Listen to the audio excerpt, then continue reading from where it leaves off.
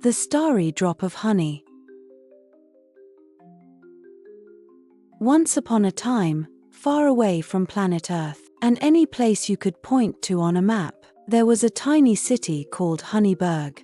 This city was special for a very unique reason. It floated inside a giant drop of honey, suspended in the vast emptiness of space. How did it get there? Nobody knew for sure, not even the wisest of the wise, Dr. Ripple, a philanthropic dolphin with white whiskers who lived at the top of a tower made of sugar cubes. Honeyburg was home to the most curious of creatures: bumblebee poets who recited lemon-scented verses, violet salamanders who knitted caramel scarves, and snails in top hats who danced to jazz at night. Everyone lived in peace, enjoying the sweetness and softness of their honey-filled world. But one little snail stood out from the rest. His name was Snibbleton.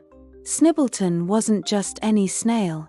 His shell was adorned with delicate spiral engravings, and he loved sliding through Honeyburg's shiny streets, asking questions, exploring, and marveling at everything he saw.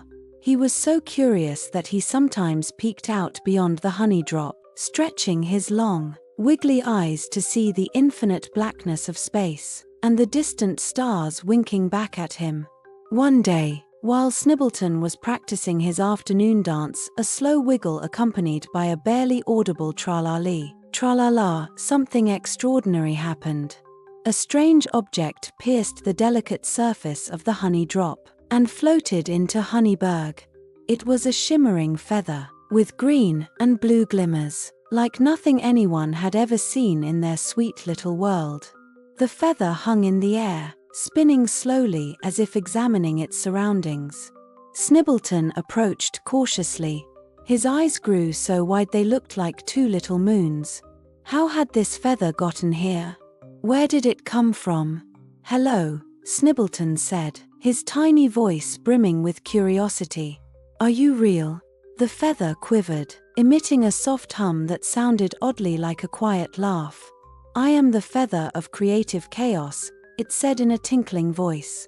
"I come from an impossible corner of the universe. I've arrived here because I felt this place needed a spark of something new." Snibbleton tilted his head. Honeyburg already seemed pretty unique to him, but the feather continued. "This drop of honey is lovely. Yes, very sweet and peaceful, but wouldn't you like to try something new? Something surprising?" Snibbleton thought for a moment. He loved his home, but he had to admit that things were often a bit predictable. The bumblebee poets always ended their verses with buzz-a lemon. The salamanders knitted the same colored scarves every day, and the dolphins simply twirled their whiskers without ever trying a new look. Maybe a little surprise wouldn't hurt. "What can you do?" Snibbleton asked curiously. "I can turn whatever you imagine into amazing realities," the feather replied. "But beware, these realities won't always be calm. They can be wonderful, strange, or even a bit wild. It depends on what you dream up." Snibbleton grinned. He might be a snail, but he was a daring one. He stretched out one of his antennae and touched the feather.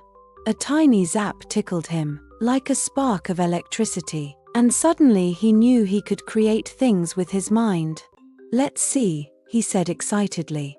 What if a strawberry jam cloud appeared in Honeyburg and started singing opera? No sooner had he imagined it than a huge pink cloud floated into the town square. It sang in a soprano voice so sweet that the bumblebee poets burst into tears, their antennae dripping honey-like tears of joy. The violet salamanders stopped knitting and began singing in harmony. It was marvelous. "What else can I create?" Snibbleton wondered aloud. "Let's imagine a staircase made of bubblegum that leads to tiny floating planets inside the honey drop. There, penguins in bow ties serve vanilla ice cream." At once, a staircase appeared, soft and stretchy, rising in a spiral along the curve of the honey drop. The citizens climbed eagerly and discovered tiny spinning planets, each one home to an elegant penguin offering a scoop of ice cream. It was an extraordinary celebration. Laughter echoed, dolphins clapped their fins, and life turned into a delightful carnival. But soon, Snibbleton noticed something unsettling. Everything had become so surprising that nothing made sense anymore. The singing jam cloud was so loud that the honey walls trembled. Bumblebees began reciting poems backward in confusion. The salamanders tangled their caramel yarn beyond repair. Even the penguins, overwhelmed by endless scoops of ice cream, stopped smiling. It was a sugary chaos.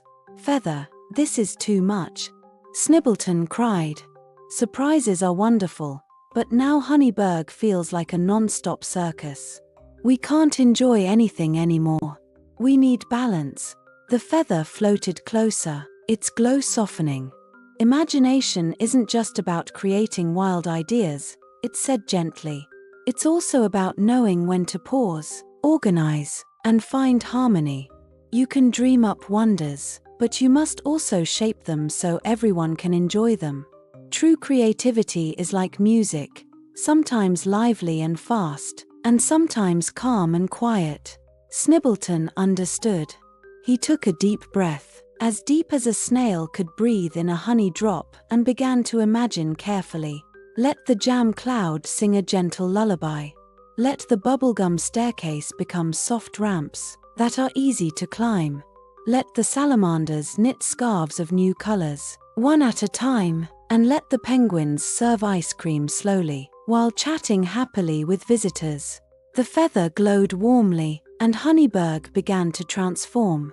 The jam cloud's lullaby lulled some creatures into peaceful naps. The bubblegum ramps made exploring easy and fun.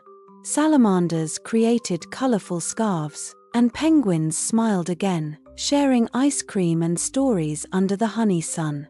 Snibbleton sighed with relief. He had learned something important. Creativity is a marvelous gift, but it must be used wisely. Not everything has to be a whirlwind of crazy ideas. Sometimes, one thoughtful idea is better than 100 wild ones. The feather whispered one final time. "Remember, little snail, the real magic lies in finding balance between surprise and serenity. With this wisdom, your imagination will be kinder and more powerful." Snibbleton nodded. He felt his shell shine brighter than ever. As he watched Honeyburg's peaceful bustle, he knew it was still his home, but now it was filled with new stories, fresh colors, and perfect harmony. The feather drifted toward the honey wall, and, with a soft sparkle, disappeared into the void of space, perhaps seeking its next adventure. Snibbleton continued his stroll through Honeyburg, reflecting that imagination truly had no limits. But from now on, he'd know where to wander, when to sing loudly, and when to whisper a gentle verse.